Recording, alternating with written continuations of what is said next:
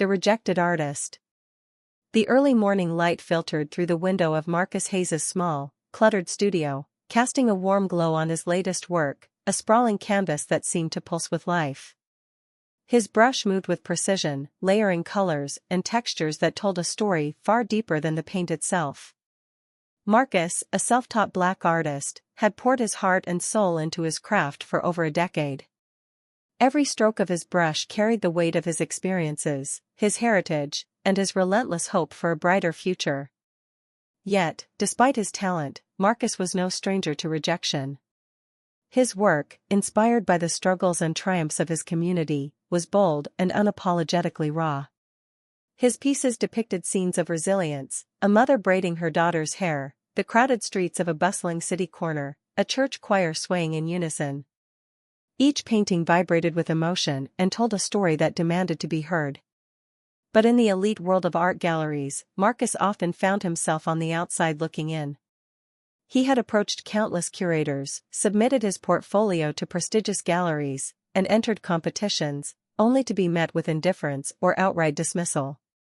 Despite the growing support from his local community, Marcus knew the broader art world was rife with systemic bias. Black artists were often marginalized, their stories deemed too niche or too political. A glimmer of hope. One day, Marcus learned about Lawson & Company, an upscale gallery located in the heart of the city's art district. The gallery was known for showcasing high-end contemporary art and attracting wealthy patrons and collectors. Marcus hesitated at first, knowing the reputation of such spaces, but he also saw an opportunity. This could be it, Marcus told himself, carefully packing his portfolio into a leather case. His hands trembled slightly as he zipped it shut, the weight of his aspirations resting inside. His best friend, Janine, offered words of encouragement before he left. "They need your work, Marcus," she said with conviction. "Your art speaks the truth, and the truth always finds a way. Don't let anyone tell you otherwise." With those words ringing in his ears, Marcus set off, his heart pounding with a mixture of hope and apprehension. The visit to Lawson & Company. Stepping into Lawson & Company felt like walking into a different world. The gallery's pristine white walls were adorned with minimalist sculptures and abstract paintings, each accompanied by a price tag that rivaled the cost of a car. The air smelled faintly of lavender and expensive leather, and the patrons moved with a quiet confidence that made Marcus feel out of place. He approached the front desk, where a well-dressed receptionist offered a polite but perfunctory smile. "May I help you?" she asked, her tone as crisp as her tailored blazer. "Yes," Marcus said, his voice steady, despite the knot in his stomach. "I'm Marcus Hayes, an artist. I'd like to speak with the owner about showcasing my work here." The receptionist's smile faltered slightly, and she glanced over Marcus's attire, worn jeans and a paint-stained shirt beneath a thrifted jacket. "One moment," she said, picking up the phone. Minutes later, Mr. Lawson appeared. He was a tall, middle-aged man with salt-and-pepper hair, an immaculately tailored suit, and an air of self-importance. He strode toward Marcus, his sharp gaze appraising him with thinly veiled disdain. "Yes?" Lawson said curtly, his tone suggesting he had already decided this conversation wasn't worth his time. Marcus introduced himself, extending his hand, which Lawson ignored. Undeterred, Marcus opened his portfolio, revealing a collection of vibrant, thought-provoking pieces. "These are some of my works," Marcus began, his voice steady but hopeful.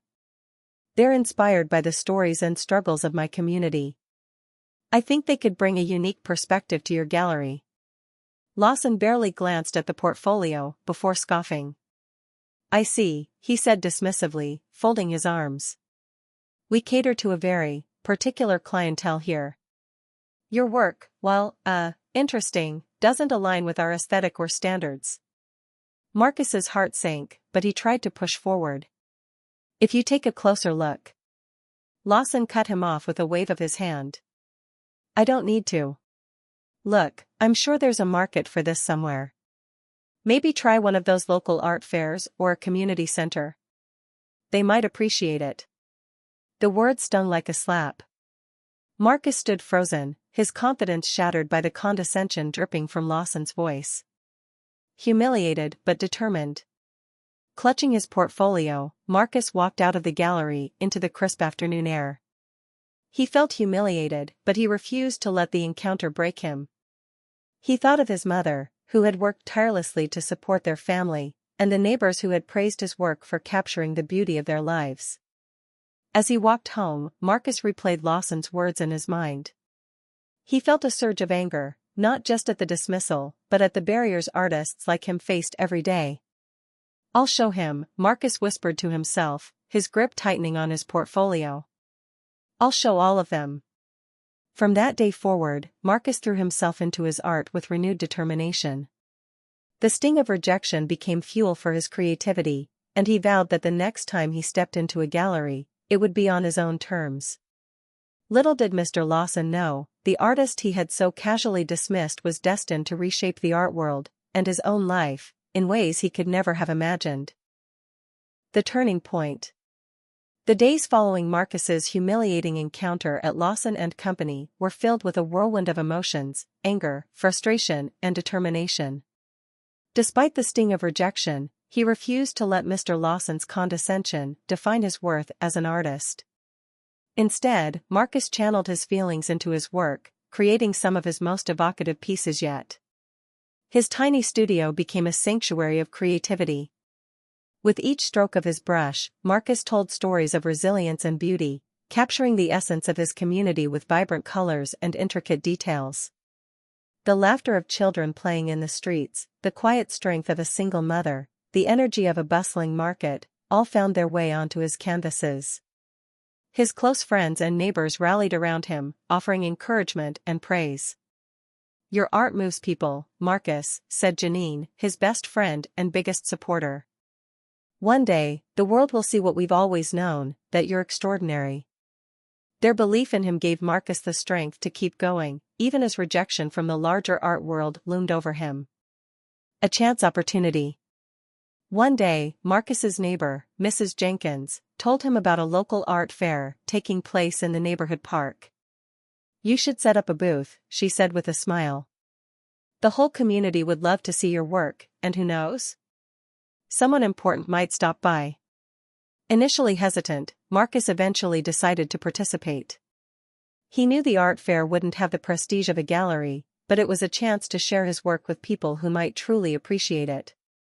On the morning of the fair, Marcus carefully set up his booth, displaying a collection of his best pieces.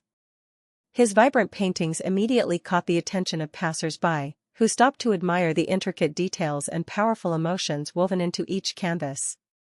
Among the crowd that day was Evelyn Monroe, a renowned art critic and writer known for her ability to identify groundbreaking talent. Evelyn had come to the art fair on a whim, drawn by the promise of discovering something fresh and unexpected. As she strolled through the rows of booths, Evelyn's eyes fell on Marcus's work, and she stopped in her tracks. A large canvas depicting a mother and child surrounded by swirling patterns of urban life caught her attention. The painting was alive with energy, emotion, and a profound sense of humanity. "Who's the artist?" Evelyn asked, stepping closer to the booth. "That would be me," Marcus said, his voice tinged with nervousness. Evelyn turned to him, her sharp, discerning eyes meeting his. "Tell me about this piece," she said, pointing to the painting. Marcus hesitated for a moment, then began to speak. He explained the inspiration behind the work, the struggles of his community, and his desire to capture the beauty in their resilience. His words flowed with passion, and Evelyn listened intently, her expression shifting from curiosity to admiration. The breakthrough. By the end of their conversation, Evelyn had purchased 2 of Marcus's pieces and handed him her business card. "You have something extraordinary here," she said. "Your work is honest, raw, and revolutionary. I'm going to write about you." Marcus watched in awe as Evelyn walked away, unsure if her words would lead to anything tangible. A week later, his life changed forever. Evelyn's review appeared in a prominent art magazine under the headline "The Next Great Voice, Discovering Marcus Hayes." She described his work as a masterful blend of cultural narrative and emotional depth, a vibrant celebration of resilience that demands to be seen. The review spread like wildfire, shared across social media, and picked up by major news outlets. Overnight, Marcus became the name on everyone's lips. National attention. In the weeks that followed, Marcus began receiving calls and emails from gallery owners, curators, and collectors eager to feature his work. The same galleries that had once ignored him were now offering him solo exhibitions and high-profile opportunities. He was invited to showcase his art at a prestigious national exhibition, where his work was met with standing ovations and glowing praise. Critics marveled at his ability to capture the spirit of his community while addressing universal themes of hope, struggle, and identity. For Marcus, the experience was surreal. Just months earlier, he had been dismissed as a nobody.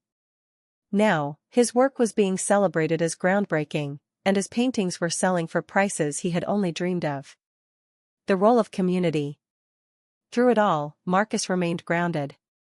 He knew his success wouldn't have been possible without the unwavering support of his community. They had believed in him when no one else did, and he was determined to give back. Marcus began hosting free workshops for young, aspiring artists in his neighborhood, teaching them techniques and encouraging them to tell their own stories through art. He also made a point to attend local events, sharing his journey and reminding others that talent and determination could overcome even the most daunting obstacles. A new chapter. The turning point in Marcus's career was more than just a personal victory, it was a symbol of hope for every artist who had ever felt overlooked or dismissed. He had proven that true talent couldn't be silenced, even in the face of systemic bias. And while Marcus was just beginning to make his mark on the larger art world, he knew that his greatest achievement wasn't the fame or the money, it was the chance to inspire others to believe in themselves and their dreams. As he prepared for his next exhibition, Marcus couldn't help but smile. The path ahead was bright, and he was ready to take the art world by storm. The rise to fame. Marcus Hayes's life transformed almost overnight. Once a struggling artist whose work was confined to his modest studio and local fairs, he was now being hailed as a revolutionary voice in the art world. His name had become synonymous with innovation, resilience, and authenticity. Art collectors clamored to acquire his pieces, critics penned glowing reviews of his exhibitions, and media outlets covered his meteoric rise with fervor. But Marcus wasn't just riding the wave of fame, he was reshaping the tides. Art that commands millions. Marcus's first major exhibition at a prestigious gallery in New York City was a turning point. Titled Resilience in Color, the show featured his signature style, bold, vibrant depictions of urban life infused with emotional depth. The opening night was a star-studded affair, with collectors, celebrities, and art enthusiasts packed into the gallery to witness the work of the man whose journey had captured the nation's heart. One piece, City's Pulse, an abstract portrayal of community life set against a backdrop of swirling cityscapes, became the star of the show. The painting sold for a staggering $1.5 million at auction, igniting a bidding frenzy that cemented Marcus's status as a sought-after artist. From that point on, each of his works commanded astronomical sums. A year later, his piece Strength in Silence, a poignant depiction of a single mother cradling her child amidst a storm, sold for $4.2 million. Despite the commercial success, Marcus remained true to his vision. "I don't create for the money," he told a journalist during an interview. "I create to tell stories that need to be told." The fact that people are willing to invest in those stories means they're finally listening. Media coverage and cultural impact. Marcus's story captivated the media. News outlets chronicled his journey, from being dismissed by galleries like Lawson and Company to becoming a global sensation.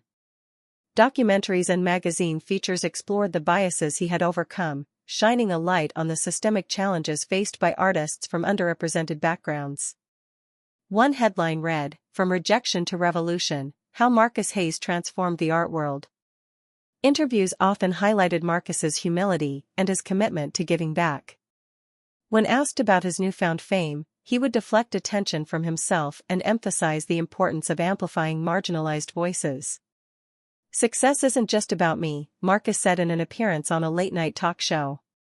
It's about breaking down barriers so others can follow. The art world, and the world in general, needs to hear stories from every corner of society. Supporting underrepresented artists. True to his word, Marcus used his platform to uplift others. He established the Marcus Hayes Foundation, a nonprofit dedicated to supporting underrepresented artists.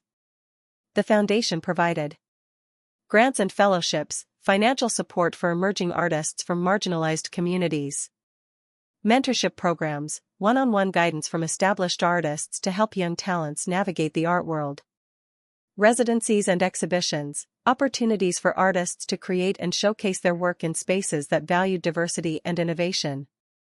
The Foundation's flagship program, Voices in Color, became a yearly event that celebrated the work of emerging talents. The program attracted global attention and launched the careers of countless artists who might otherwise have been overlooked. Remaining grounded. Despite his success, Marcus never lost sight of where he came from. He continued to live in his neighborhood, though he had upgraded his studio to accommodate his growing body of work. He often spent time mentoring young artists in his community, offering advice, encouragement, and supplies to those just starting out. Marcus also maintained strong ties to his local roots, frequently hosting free art workshops and donating pieces to community centers. He made it a point to attend grassroots events, always reminding himself of the people who had believed in him before the world had taken notice. Breaking barriers in the art world. Marcus's influence extended beyond his own work. He became a vocal advocate for diversity and inclusion in the art world, calling out galleries and institutions that perpetuated exclusionary practices. Through speeches, panel discussions, and op-eds, Marcus pushed for systemic change, demanding that the art world open its doors to voices that had long been silenced. Art is for everyone, he declared during a keynote address at a major art conference. It's time the industry reflected that truth, not just in words, but in actions. His advocacy led to partnerships with major museums and galleries, resulting in new initiatives to showcase diverse artists and broaden the definition of fine art. A legacy of empowerment. As Marcus's fame grew, so did his impact. He was no longer just an artist, he was a cultural force, using his success to inspire and uplift others. His foundation thrived, and his name became synonymous with resilience, brilliance, and generosity. But Marcus never forgot the moment that had ignited his journey, standing in Lawson and Company as Mr. Lawson dismissed him without a second glance. That memory, once painful, had become a source of strength. It reminded Marcus of how far he had come, and how much further he could go. And as he stood in his studio one evening, surrounded by vibrant canvases that spoke of hope and defiance, Marcus smiled. His journey wasn't just his own, it was a beacon for every artist who had ever been told they didn't belong. A powerful return. Years after his meteoric rise in the art world, Marcus Hayes had achieved everything he once dreamed of and more. His work hung in prestigious museums and private collections worldwide, his foundation was empowering underrepresented artists, and his name had become a symbol of resilience and change. But one part of his journey still lingered in the back of his mind, his humiliating rejection at Lawson and Company. The memory of Mr. Lawson's mocking tone and dismissive attitude was a stark reminder of the systemic biases Marcus had fought to overcome. He hadn't dwelled on it in years, but when he heard through his network that Lawson and Company was on the brink of financial ruin, Marcus saw an opportunity, not for revenge, but for poetic justice. The struggling gallery. Lawson and Company, once a powerhouse in the city's art scene, had fallen on hard times. The art world was changing, and its exclusivity was being challenged by a new wave of diversity and innovation. The gallery, still clinging to its old-fashioned ideals, had been left behind. Patrons had moved on to more inclusive spaces, leaving Mr. Lawson scrambling to stay afloat. Marcus learned about the gallery's financial woes through a former colleague of Lawson's. The news amused him at first, but as he thought about the opportunity it presented, a plan began to form. "This isn't about getting even," Marcus told his best friend, Janine, when he shared his idea. "It's about taking what was once a gatekeeper for people like me, and turning it into a space that uplifts others." The anonymous buyer. Using a trusted lawyer to represent him, Marcus approached Mr. Lawson as an anonymous buyer interested in acquiring the gallery. Marcus wanted to ensure that his identity remained a secret until the right moment, knowing that Lawson's desperation would make him eager to sell. The initial meeting was conducted through intermediaries, with Marcus's lawyer presenting a compelling offer. Lawson, eager to offload the failing gallery, agreed to discuss terms in person. When the day arrived, Marcus arrived at Lawson and Company, dressed in an impeccably tailored suit and wearing dark glasses. He was greeted by Mr. Lawson, who looked every bit as polished as Marcus remembered, though his demeanor betrayed a hint of unease. "Mr. Hayes," Lawson greeted him, extending a hand. "Welcome to Lawson and Company.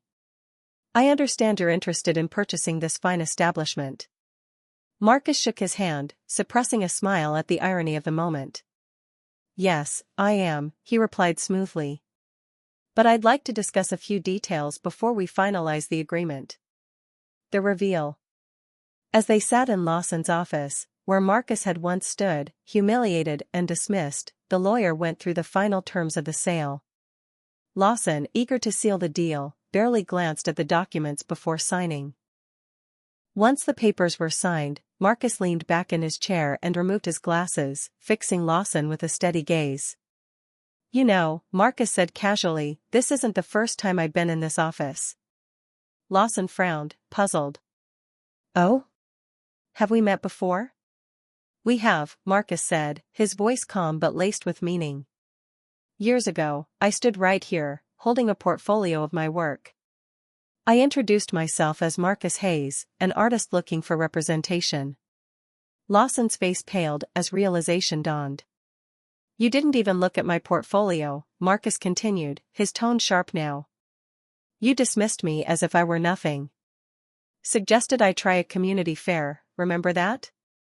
Lawson stammered, struggling to respond. I didn't mean to." Marcus raised a hand, cutting him off. "Save it. I'm not here for an apology.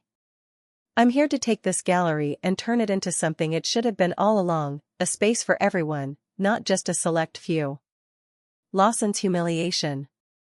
Lawson sat in stunned silence, the weight of the moment sinking in. He had dismissed Marcus without a second thought, and now the artist he had mocked was buying his gallery, his life's work. "Well," Lawson finally said, forcing a weak smile, "I suppose things have a way of coming full circle." "They do," Marcus replied, standing to leave. "But let me be clear, this gallery is no longer yours. It belongs to the people who were shut out of places like this for too long." Lawson, defeated, could only nod as Marcus walked out, leaving the gallery behind him. A new vision. Marcus wasted no time transforming the space. He renamed it the Hayes Collective, a vibrant gallery dedicated to showcasing diverse and underrepresented artists. The sterile, exclusive atmosphere of Lawson and Company was replaced with warmth, creativity, and inclusion. The gallery's first exhibition, Breaking Barriers, featured works from artists who had been overlooked by the traditional art world. The opening night was a resounding success, attended by critics, collectors, and members of Marcus's community. Standing in the transformed space, Marcus felt a deep sense of fulfillment. He had taken a symbol of rejection and turned it into a beacon of hope. And as he looked around at the crowd, he couldn't help but smile. This was more than revenge, it was redemption, not just for himself, but for every artist who had ever been told they didn't belong. The Hayes Collective. The grand unveiling of the Hayes Collective was a night to remember. The once cold and exclusive space of Lawson and Company had been transformed into a vibrant, inclusive gallery that radiated warmth and creativity. The sterile white walls were now alive with bold, diverse artworks, each telling a story that demanded to be heard. Marcus Hayes stood near the entrance, watching the steady stream of visitors who had come to celebrate the gallery's rebirth. The name the Hayes Collective represented more than just Marcus himself. It symbolized a shared vision, a movement to create a space where underrepresented artists could thrive, where diversity and innovation were celebrated, and where barriers were broken. The gallery was no longer a gatekeeper, it was a gateway. A cultural landmark.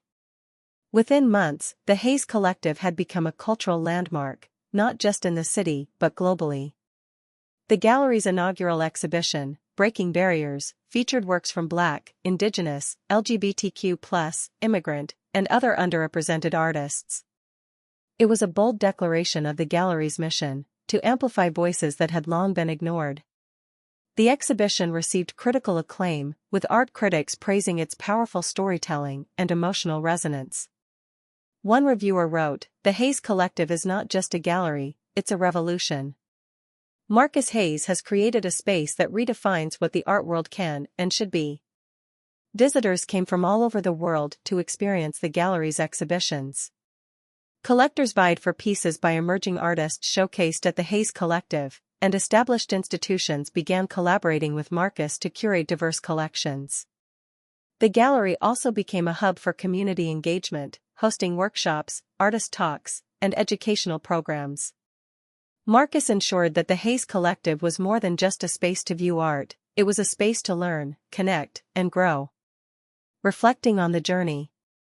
One quiet evening, after the gallery had closed for the day, Marcus found himself alone in the main exhibition hall. He stood before a mural that had become the centerpiece of the gallery, a sprawling, colorful piece depicting a tree with deep roots and wide, reaching branches. Each branch held symbols representing the artists who had exhibited at the Hayes Collective, while the roots were etched with names of people who had shaped Marcus's journey, his mother, his community, and even Janine, who had supported him every step of the way. As Marcus gazed at the mural, he reflected on how far he had come. He thought about the rejection he had faced at Lawson and Company, the years of struggle in his small studio, and the unwavering belief of those who had stood by him. His struggles, he realized, had shaped his success. Every rejection had fueled his determination, every obstacle had strengthened his resolve, and every painful moment had made this triumph even sweeter. Mentoring the next generation. Marcus's greatest joy wasn't his fame or fortune, it was the opportunity to mentor young artists who reminded him of himself. One day, during a gallery workshop, Marcus noticed a young boy standing shyly at the edge of the room. The boy, no older than 12, clutched a sketchbook and watched the artists around him with wide, eager eyes. Marcus approached him with a warm smile. "Hi there. What's your name?" "Daniel," the boy said quietly. "Can I see what you're working on?" Marcus asked. Daniel hesitated, then opened his sketchbook to reveal intricate pencil drawings of people, animals, and abstract designs. Marcus studied the sketches carefully, nodding with genuine admiration. "You've got talent, Daniel," Marcus said. "These are amazing. Have you ever thought about painting?" Daniel's eyes lit up. "I've always wanted to, but I don't have the stuff for it." Marcus placed a hand on Daniel's shoulder. "We'll fix that. Come back tomorrow, and I'll make sure you have everything you need to get started." A lasting legacy. Daniel returned the next day, and true to his word, Marcus provided him with a beginner's set of paints, brushes, and canvases. Over time, Daniel became a regular at the gallery, attending workshops and creating pieces that impressed even the most seasoned artists. Watching Daniel grow reminded Marcus of why he had created the Hayes Collective. It wasn't just about showcasing art, it was about empowering people to tell their stories, to find their voices, and to believe in their worth. Years later, Daniel's work would be featured in a major exhibition at the Hayes Collective, a moment that brought Marcus immeasurable pride. The final scene. On the gallery's 5th anniversary, Marcus stood on stage during a celebratory event, addressing a crowd of artists, collectors, and supporters. "When I first walked into this space years ago, I was told my work didn't belong," Marcus began. "Today, this gallery stands as proof that every voice matters, every story deserves to be told, and every artist has a place in this world." The audience erupted in applause, and Marcus smiled, feeling a deep sense of fulfillment.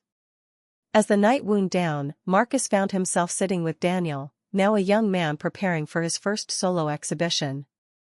"Do you ever think about what's next?" Daniel asked.